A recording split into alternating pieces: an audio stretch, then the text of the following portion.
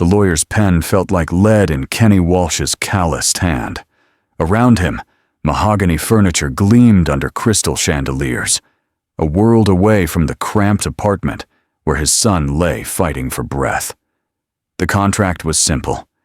Marry Charlotte Reed, care for her, ask no questions. They said she was unreachable, locked in silence and a wheelchair since the accident. They said her family was desperate. What they didn't say was why a wealthy dynasty would choose a widowed welder with nothing but debt and a sick child. Kenny's thumb traced the signature line as doubt clawed at his chest. But when he closed his eyes, he saw Caleb's fever-bright gaze, heard the doctor's quiet countdown. Some choices aren't really choices at all. He signed his name in rough, uneven letters, unaware that this desperate bargain would lead to something no contract could contain, and that sometimes the most broken souls recognize each other in ways the world never sees coming. The Reed estate rose like a fortress against the autumn sky, all stone and iron gates that seemed designed to keep the world at bay. Kenny sat in his battered pickup truck at the entrance, engine idling, while Caleb pressed his small face against the window. The boy's breathing was labored, even with the oxygen tank beside him, but his eyes still held that spark of wonder Kenny fought daily to protect. "Is that where we're gonna live, Dad?" Caleb's voice was thin, barely above a whisper. Kenny's throat tightened. 3 months ago they'd been managing. Barely.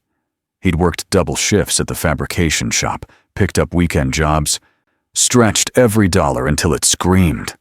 Then Caleb's cough turned into pneumonia. Pneumonia revealed the heart defect, and suddenly they were drowning in medical bills that multiplied faster than Kenny could weld.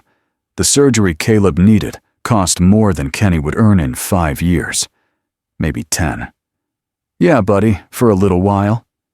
Kenny shifted the truck into gear, scars on his knuckles catching the light, burn marks from years of working with molten metal and unforgiving steel. The gravel drive crunched under his tires, each rotation carrying them deeper into a world Kenny had only seen from the outside. Manicured hedges lined the path. Marble fountains stood silent in the fading light. This wasn't just wealth. This was generations of it, layered and undeniable. A woman in a severe gray suit waited at the entrance. Her expression was professionally neutral, the kind that revealed nothing and judged everything. "Mr. Walsh, I'm Patricia Morgan, estate manager. We've been expecting you." Kenny killed the engine and climbed out, then carefully helped Caleb from the passenger side. The boy clutched his father's hand with fierce trust, oxygen tube trailing behind him like an invisible leash. Patricia's eyes flicked to Caleb, something almost human crossing her features before the mask returned. "The young master will have the guest room on the 2nd floor. Medical equipment has been arranged as specified." "He stays with me," Kenny said quietly. "That's not the arrangement." "Then there's no arrangement." Kenny's voice didn't rise, but iron ran through it. 5 years of single fatherhood had taught him which battles to fight. This was one of them. Patricia studied him for a long moment, then nodded. "Very well. I'll have the adjoining room prepared. This way." The interior matched the exterior, all cold elegance and untouched beauty. Their footsteps echoed on marble floors, past oil paintings of stern-faced ancestors who seemed to disapprove of Kenny's worn jeans and work boots. Caleb's breathing grew more labored with each stare, and Kenny scooped him up without breaking stride, ignoring the weight that seemed heavier every day. "Miss Reed is in the conservatory," Patricia said, leading them through a maze of corridors. "I should warn you, she doesn't speak. Hasn't since the accident 14 months ago. The doctors say there's no physical reason. She simply chooses not to." Kenny adjusted Caleb in his arms.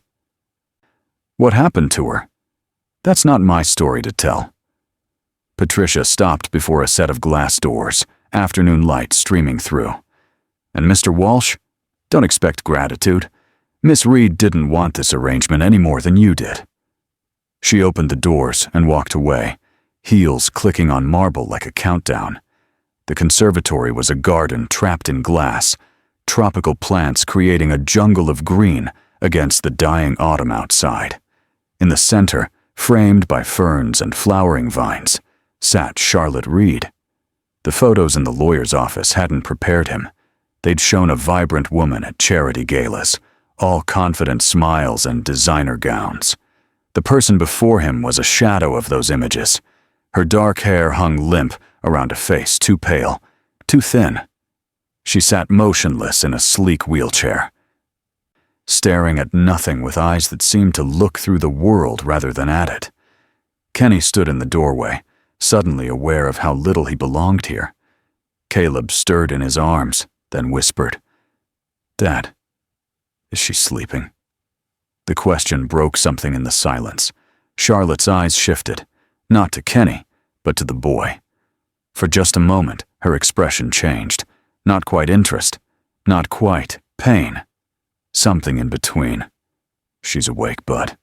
Kenny moved forward slowly, the way he approached injured animals. "Miss Reed, I'm Kenny Walsh. This is my son, Caleb. I know this isn't what you wanted, but—" "Pretty plants," Caleb interrupted, his attention already drifting to a flowering orchid near Charlotte's chair. "Do they smell good?" Charlotte's gaze followed the boy as he reached toward the flower, with wonder untainted by the tubes and tanks that kept him alive. Her lips parted slightly, and for a heartbeat, Kenny thought she might speak, but she didn't. She just watched Caleb with an intensity that made Kenny's chest ache with recognition. That was the look of someone who'd forgotten what hope felt like. Kenny set Caleb down carefully, keeping one hand on his shoulder for balance. "The lawyer said you need someone to help with daily care, physical therapy, medications. I'm not a nurse, but I learned fast. And I—" He stopped, swallowing pride that tasted like rust.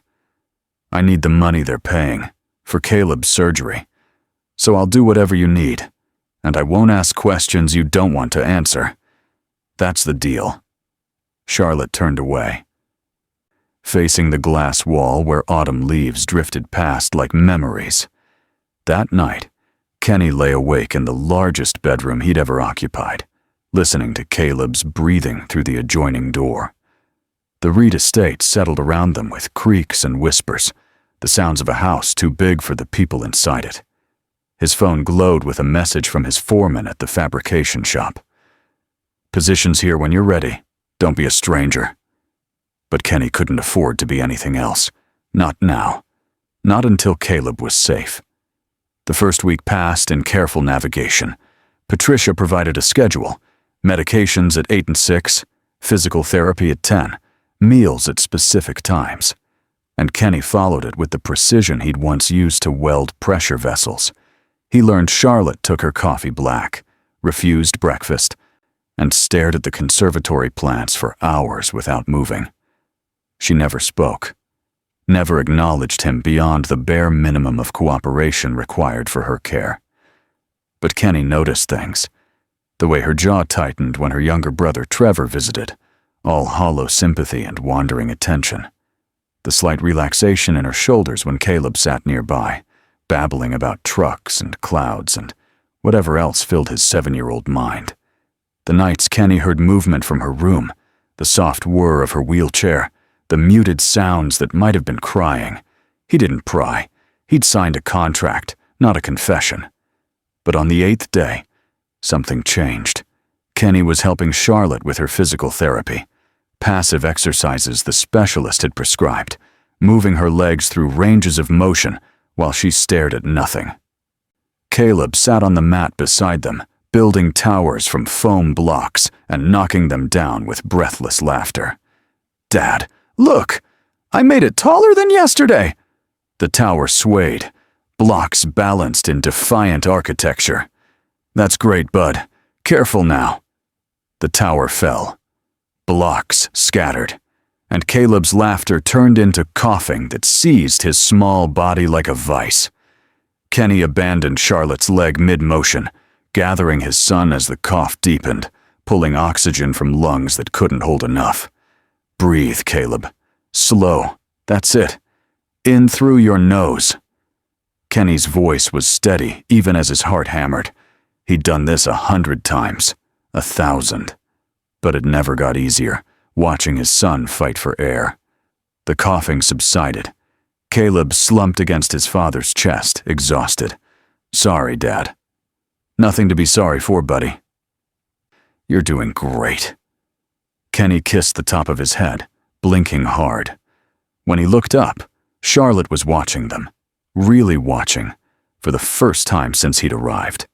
Her expression was raw, stripped of the careful blankness she usually wore. In her eyes, Kenny saw recognition, the understanding of someone who knew what it meant to fight a body that wouldn't cooperate, to feel trapped inside yourself while the world moved on. Their gazes held. Something passed between them that had no words, an acknowledgement of parallel sufferings, different prisons. Then Charlotte looked away, jaw tight, and the moment ended. But Kenny had seen it, the person still living behind those empty eyes. The autumn deepened into the kind of cold that crept through walls and settled in bones. Kenny woke early, before the sun, and found Charlotte already awake in the conservatory. She did this often, escaped to the glass room before dawn, as if darkness was easier than facing another day. He didn't announce himself, just started preparing her morning medication in the adjoining kitchen. Through the doorway, he watched her stare at the dying plants, the ones the gardener hadn't gotten to yet. Brown leaves curled against green, death and life intertwined. My wife used to say plants are like people, Kenny said quietly, not looking at her. Some need lots of light, some need to be left alone, but they all need someone to notice when they're struggling. He set down the pill organizer harder than intended.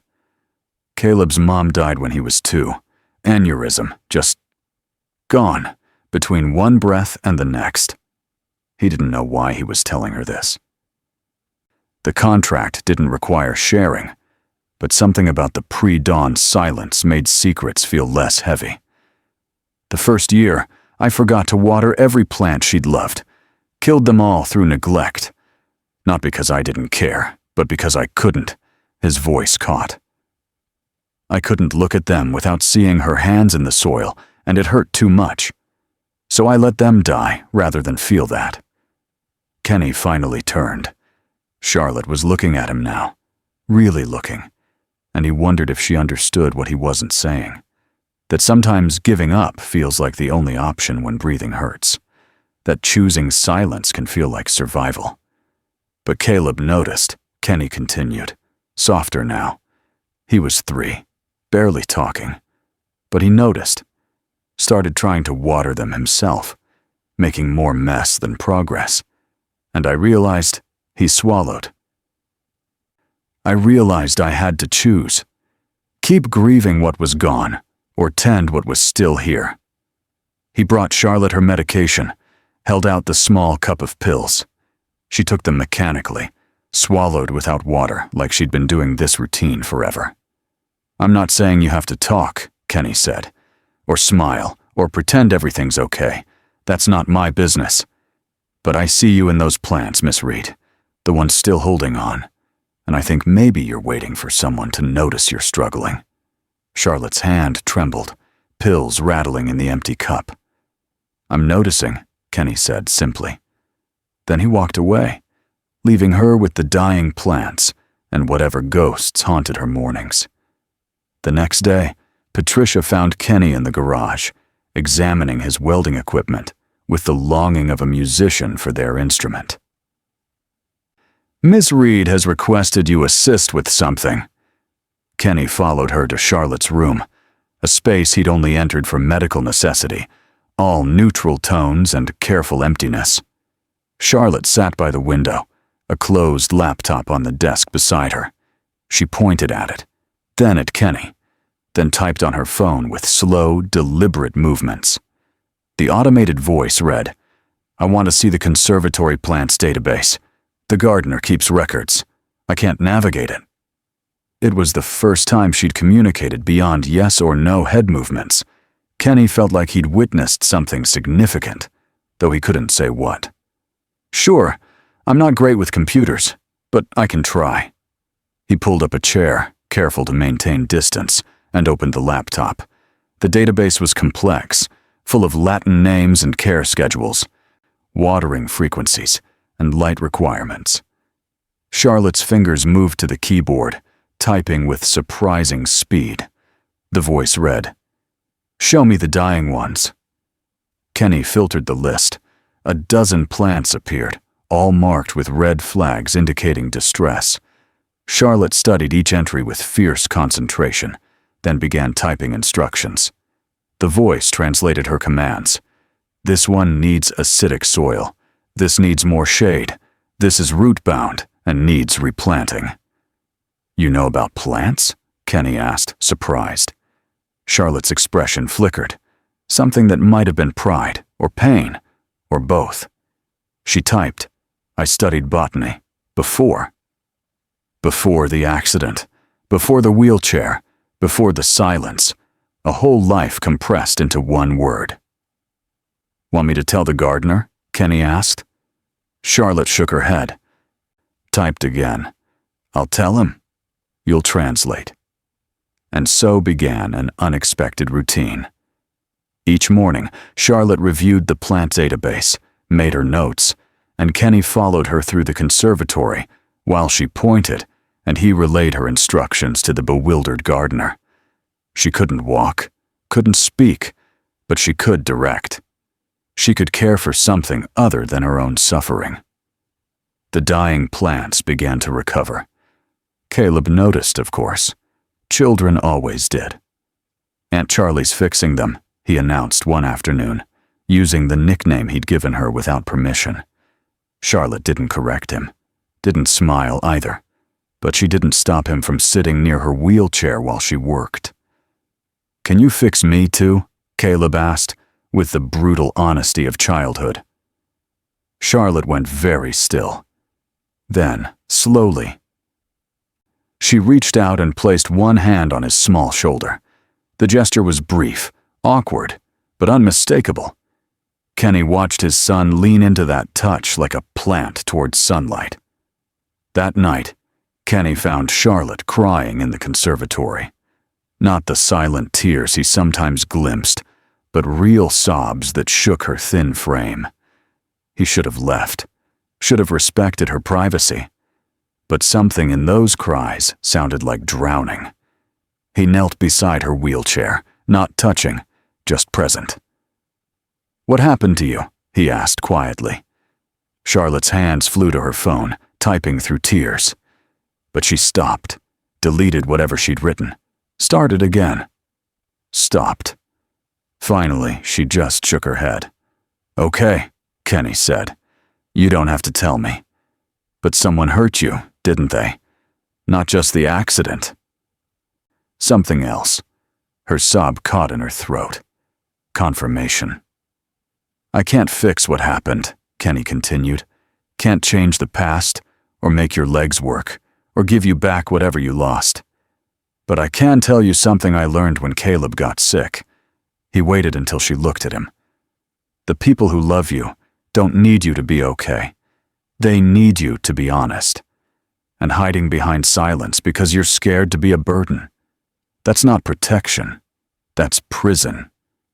Charlotte stared at him with red-rimmed eyes, mascara tracking down her pale face. The most color he'd seen on her in weeks. You're not broken, Kenny said. You're hurt. There's a difference. He stood to leave, but Charlotte grabbed his wrist. Her grip was weak, her hand cold, but the desperation in it stopped him solid. She pulled out her phone. Typed with shaking fingers. Don't go. Please. So Kenny stayed. He pulled up a chair and sat beside her while she cried, while the night deepened around them, while the plants they'd saved together rustled softly in the manufactured air. He didn't speak, didn't offer platitudes, just stayed, the way he wished someone had stayed with him in those first months after his wife died. When Charlotte finally quieted, exhausted, she typed one more message. Trevor was driving. Kenny frowned. Your brother? During the accident? Charlotte nodded, then added, he was drunk. Family covered it up. Paid everyone. I'm the only evidence left. The words hung between them, heavy with implications. A family protecting their name over their daughter. A girl forced into silence, not just by trauma, but by the people who should have defended her. That's why you don't talk, Kenny said slowly, because the truth is worth too much. Charlotte's laugh was bitter, soundless, but her eyes confirmed it. She typed, if I testify, I destroy them. If I stay quiet, I destroy myself. So I chose neither. Just this. She gestured at her wheelchair, her body, the conservatory prison she'd built from glass and green things. Kenny thought about Caleb, about the lengths he'd go to protect his son, about how love could become complicity, how families could smother the very people they claimed to cherish. What do you want? He asked. Charlotte's fingers hovered over her phone. The question seemed to stun her, as if no one had asked it in a very long time. Finally, she typed, I don't know anymore. Then maybe we start there, Kenny said. Figure out what you want, not what they want, or what you think you should want. You. Charlotte saved the message, staring at that single word on her screen. You. As if she'd forgotten such a person existed. The confession changed something between them. Not everything. Charlotte still didn't speak aloud, still spent hours staring at nothing. But a wall had cracked. She began asking Kenny questions through her phone, small ones at first. Where did he grow up? What made him become a welder? Did Caleb remember his mother? Kenny answered honestly, working while he talked. He'd help her with exercises, prepare meals, and tell her about the small town where he'd learned his trade from a father who valued hard work over words. About meeting his wife at a county fair, how she'd laughed at his terrible attempts at ring toss until he won her a stuffed bear, through sheer stubborn persistence. About holding Caleb minutes after he was born, feeling that terrifying love that made you vulnerable to a universe that didn't promise anything would be okay. You make it sound simple, Charlotte typed one afternoon. They were in the conservatory, Kenny adjusting the irrigation system while she supervised. It wasn't, Kenny said, testing a valve. Simple and easy aren't the same thing. Loving someone, really loving them, is the simplest thing in the world. It's also the hardest. Charlotte watched him work, his movements efficient and sure. You loved your wife that way. Still do, Kenny admitted. Death doesn't stop that, just changes where it goes. He glanced at Charlotte. You ever love someone like that? Her expression shuddered. She typed quickly. I thought I did, before the accident. He left 2 weeks after. Said he couldn't handle a broken girlfriend. His words. Kenny's jaw tightened, but he kept his voice level. Then he wasn't worth the love you gave him. Easy to say now. No, Kenny said firmly. Easy to say, always. People who leave when things get hard were always going to leave. They just needed an excuse. He put down his tools, turned to face her fully. You want to know what real love looks like? It's Caleb waking up at 2 a.m, scared and sick, and me sitting with him until dawn even though I have work at 6.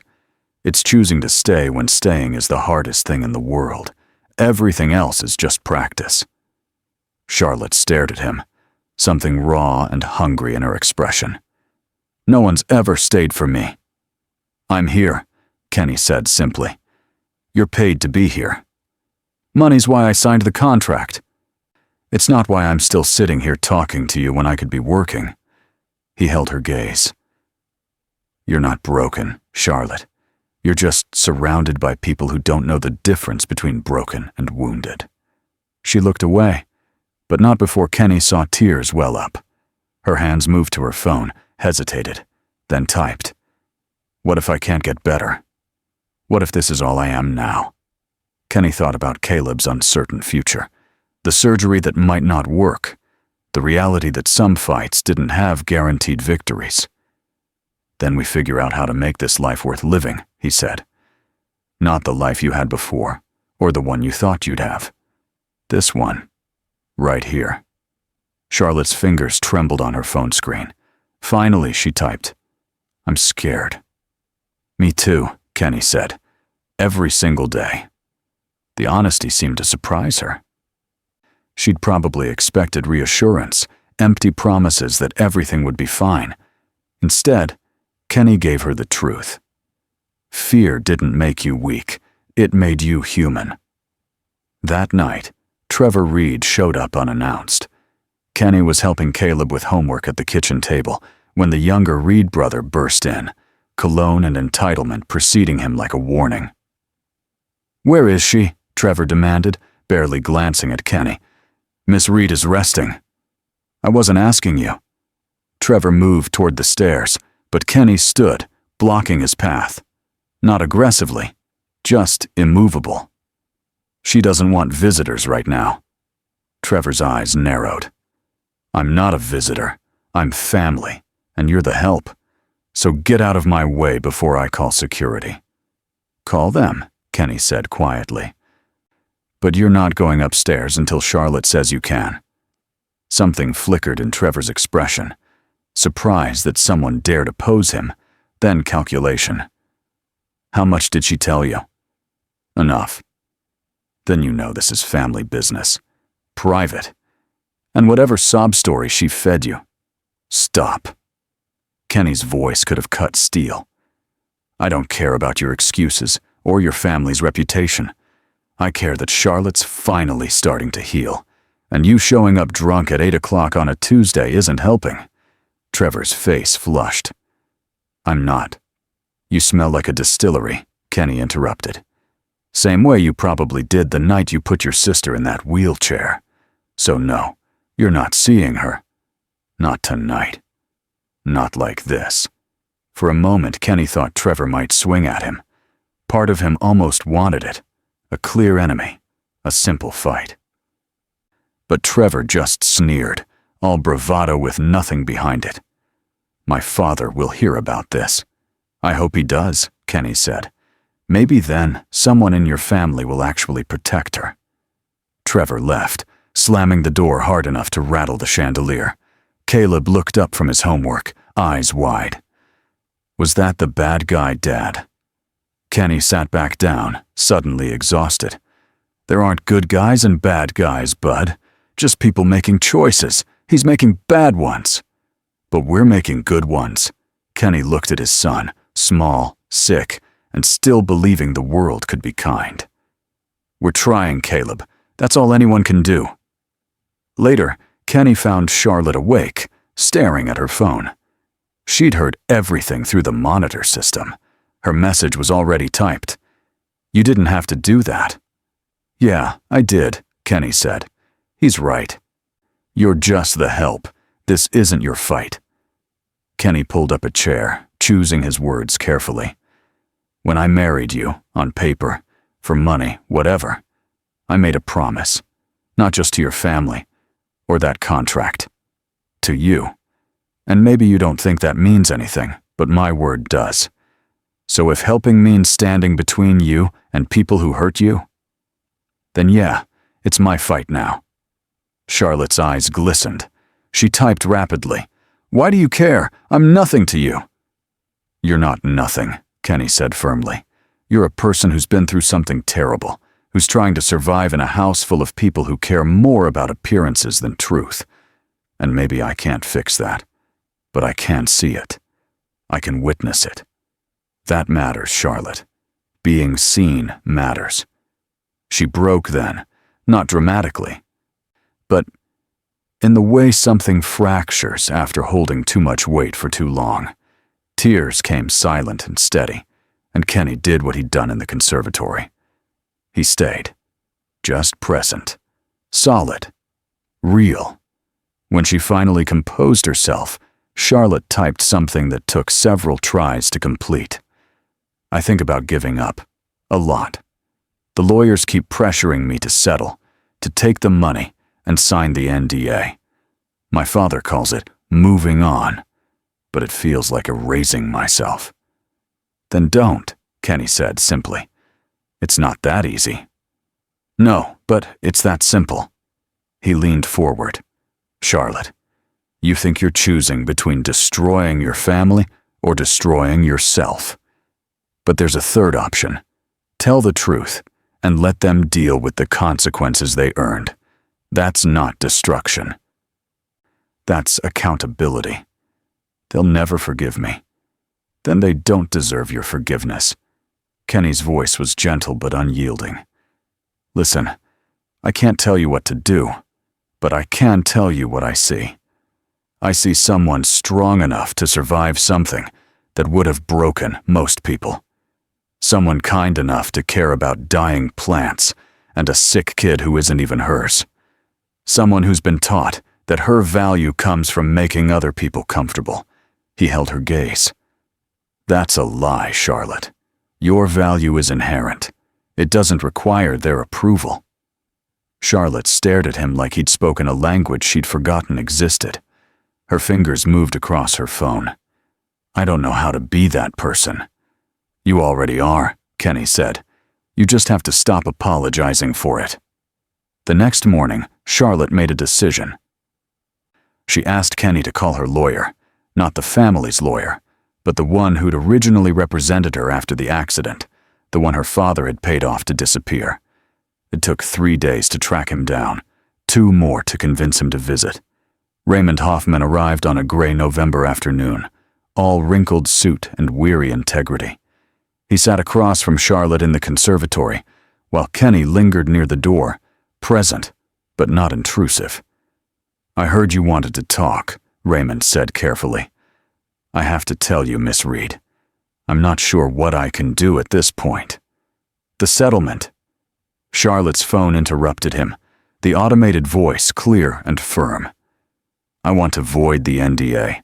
I want to testify about what happened that night. I want Trevor held accountable. Raymond's eyebrows rose. That's going to be difficult. The family has significant resources and the statute of limitations. I don't care how difficult it is, Charlotte typed. I'm done protecting people who hurt me. Something shifted in Raymond's expression. Approval, maybe, or vindication. It'll get ugly. They'll attack your credibility, your mental state. They'll make you out to be broken. Charlotte's laugh was bitter, soundless, but her eyes were fierce. They've already done that. What's the difference? Raymond looked at Kenny, then back at Charlotte. You understand what you're risking? Your inheritance, your family relationships, possibly your safety? Charlotte's fingers flew. I understand I've been dying slowly in this house, in this silence, pretending my trauma doesn't matter to keep everyone comfortable. I'm done dying for them. Kenny felt something swell in his chest. Pride, hope, recognition. This was the Charlotte who'd studied botany, who'd had dreams before they were crushed under the weight of family loyalty. She was still in there, still fighting. All right, Raymond said slowly. Let me make some calls. But Miss Reed, once we start this, there's no going back. Good, Charlotte typed. I'm tired of going back. The legal battle began quietly, but escalated fast. Within a week, Charlotte's father showed up with his own lawyers, threats barely disguised as concern. Within 2 weeks, Trevor was hiring a PR firm to control the narrative. The local news caught wind of it. Wealthy family, covered up DUI, daughter finally speaking out. Not speaking, Kenny thought wryly, but communicating. Charlotte gave a deposition through her text-to-speech app, each word weighted and deliberate. The Reed family retaliated predictably. They froze Charlotte's accounts, threatened to cut off her medical care, pressured Kenny to break the contract. He refused. Patricia Morgan, the estate manager, quietly sided with Charlotte, providing documents that proved the family had paid off witnesses and destroyed evidence. Small acts of rebellion from unexpected places. Through it all, Caleb's surgery loomed. The date was set for early December, right in the middle of the legal chaos. Kenny tried to keep the two worlds separate, Charlotte's fight and his son's survival, but they bled together in ways he couldn't control. "What if something happens to me?" Caleb asked one night, tucked under blankets printed with rockets and stars. "What happens to Aunt Charlie?" Kenny smoothed his son's hair, the question hitting harder than any of Trevor's threats. "Nothing's going to happen to you, bud." "But what if?" Caleb insisted with the logic of children who'd learned too young that life wasn't guaranteed. "Will you stay with her?" "She needs you, Dad. Like I need you." Kenny's throat closed. "Let's not worry about that right now." "Promise, Dad. Promise you won't leave her alone." Kenny looked at his 7-year-old son, too sick and too wise, and made a promise he wasn't sure he could keep. "I promise."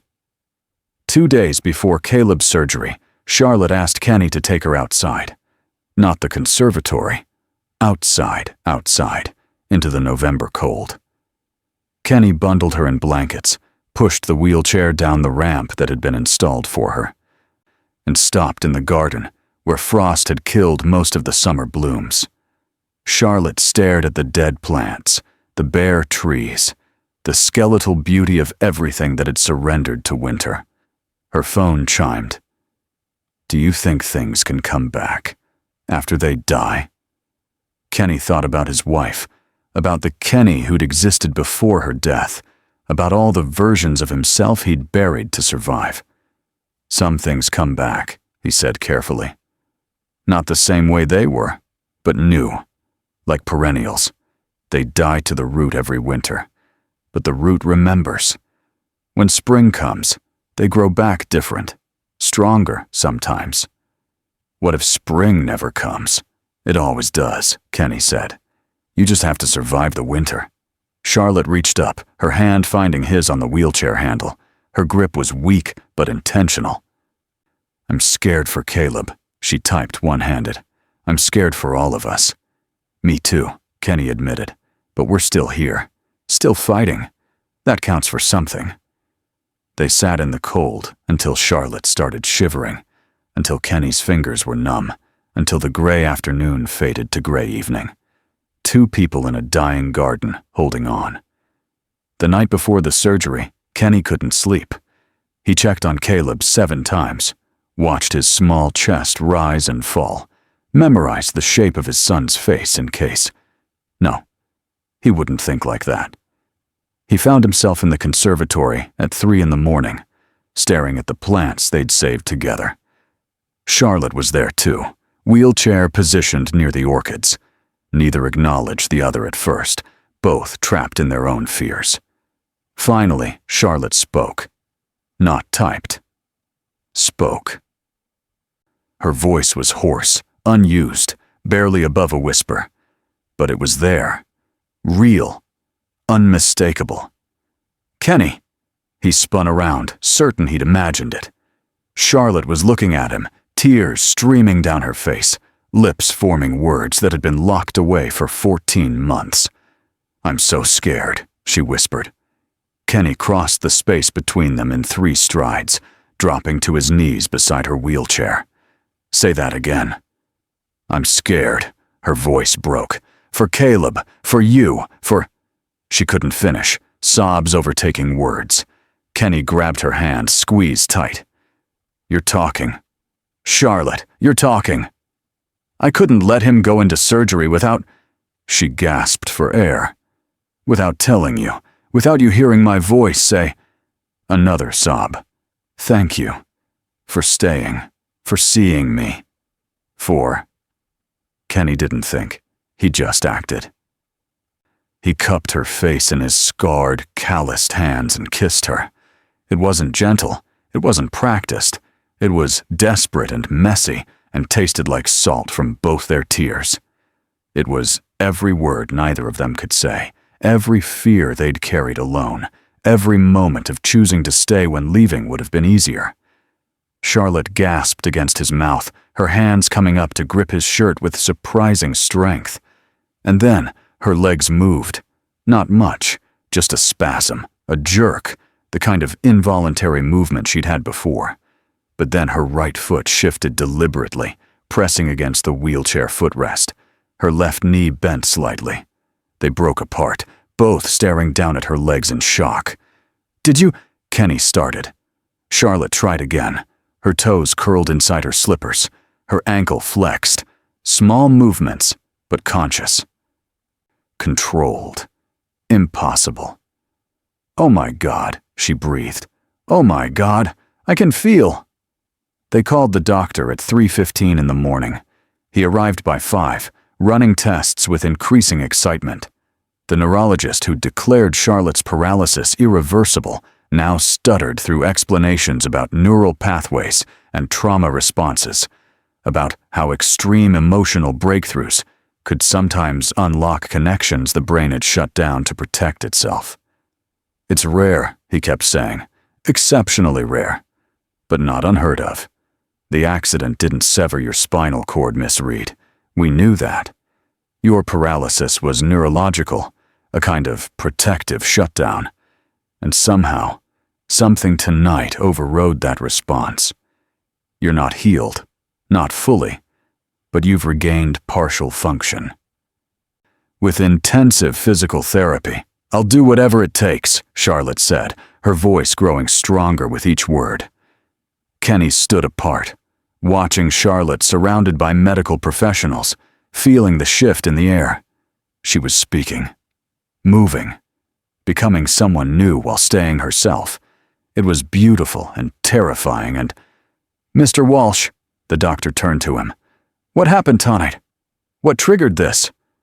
Kenny met Charlotte's eyes across the room. She smiled. Small, tentative, real.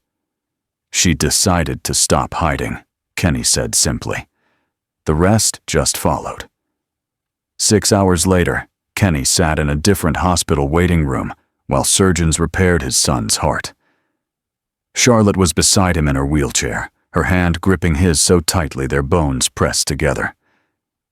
"He's going to be okay," she whispered. Using her voice still seemed to surprise her, each word deliberate. "You don't know that," Kenny said. "No, but I believe it. There's a difference." She squeezed his hand. "You taught me that. That hope isn't about certainty. It's about choosing to believe in possibility, even when everything says you shouldn't." The surgery took 11 hours. 11 hours of coffee and prayer and pacing, of Charlotte whispering stories about plants to distract him, of Kenny holding her hand like it was the only solid thing in a tilting world. When the surgeon finally emerged, exhausted but smiling, Kenny couldn't breathe until he heard the words. "The repair was successful. Your son is stable. He's going to need time to heal, but his prognosis is excellent." Kenny collapsed into a chair, the relief so intense it felt like pain. Charlotte's arms came around him, weak, shaking, but there, holding him while he shook apart, whispering, "He's okay. He's okay. He's okay," until the words became a prayer they both needed to hear. They let Kenny see Caleb an hour later, pale and small against white hospital sheets, chest rising and falling with new mended heart. Kenny sat beside him, careful of the wires and tubes, and just watched. Life. Future. Possibility. Charlotte wheeled herself into the doorway, unable to enter the ICU but visible. She was practicing with her feet, making small movements, testing what her body remembered. "Thank you," Kenny mouthed to her. She smiled. "We saved each other." The legal proceedings against Trevor took 4 months. Charlotte testified in her new voice, steady and clear, while her family sat stone-faced in the courtroom. Patricia Morgan testified too, bringing years of documentation the Reeds thought had been destroyed. The judge ruled in Charlotte's favor. Trevor lost his license, faced probation and community service, and the Reed family had to pay restitution to other victims they'd silenced. It wasn't complete justice. Trevor's money and connections insulated him from real consequences. But Charlotte's voice was on record now, her truth undeniable. The Reed family tried to make amends, her father offering to restore her inheritance, her mother pleading for reconciliation. Charlotte declined it all. "I don't need their money," she told Kenny. They were in the conservatory, always the conservatory, the place where broken things learn to grow again. "I need to know who I am without it." Physical therapy consumed Charlotte's days. She worked with a ferocity that awed her therapists, pushing through pain that would have stopped most people. Kenny was there for every session, spotting her during parallel bar exercises, catching her when her legs gave out, celebrating every inch of progress. 4 months after that first movement, Charlotte took 3 steps unaided. 6 months, she could walk the length of the physical therapy room. 8 months, she climbed the stairs to her bedroom under her own power and cried at the top. Caleb recovered faster than the doctors predicted, his incision healing clean and straight. He started 2nd grade late, but caught up quickly, his breathing finally easy, his energy boundless. He asked about Charlotte constantly, when she was coming home from therapy, if she could see his science project, whether she still liked the plants they'd saved together. "She's not going anywhere, bud," Kenny assured him. "Good," Caleb said seriously. "Because we're a family now, right?" Kenny didn't know how to answer that. The contract had expired months ago, its terms fulfilled. He and Caleb had moved back to their small apartment, Charlotte to a smaller house she bought on the outskirts of town, away from the Reed estate, away from the memories. But they still saw each other. Daily at first, then with the easy frequency of people who'd become essential to each other's lives. One evening in late spring, Charlotte invited them to dinner at her new place. It was modest by Reed standards, a 2-bedroom craftsman with a garden she was building herself. Kenny helped her plant tomatoes, while Caleb chased fireflies in the deepening dusk, his laughter bright and untroubled. "I started classes again," Charlotte said, pressing soil around a seedling. "Online for now. But I'm finishing my degree, botany with a focus on rehabilitation gardens." "That's great," Kenny said, meaning it. "I've been thinking about starting a program. Gardens for people recovering from trauma, physical or emotional. A place where broken things can learn they're not broken, just growing differently." She looked up at him. "I'd need a builder, someone good with their hands, someone who understands that healing isn't pretty or easy." Kenny's throat tightened. "Charlotte, I'm not asking you to save me," she said quickly. "I don't need saving. But I think—" She struggled for words, this woman who'd learned to speak again. "I think we work better together. You and Caleb and me. I think we make sense."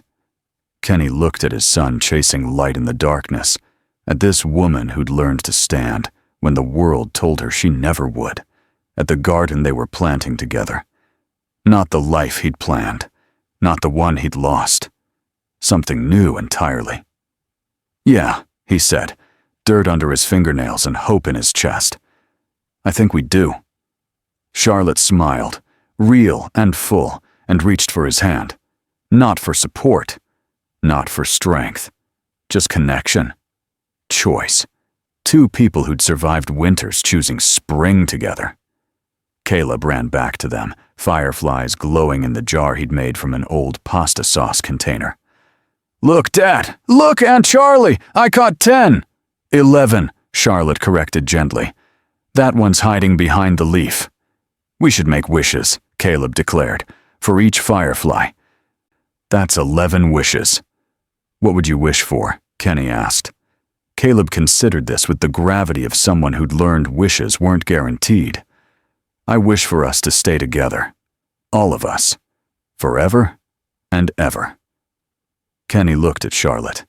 She looked back, and in her eyes he saw the same answer. "Done," Charlotte whispered. They sat in the garden as night fully arrived, fireflies dancing in glass and freedom both, watching impossible things glow in the darkness. Three people who'd learned the hard way that love wasn't about perfection. It was about showing up when everything hurt, about standing, literally, metaphorically, when you'd forgotten how. It was about building gardens from nothing and calling them home. Kenny kissed Charlotte again that night, slow and sure, a promise instead of desperation.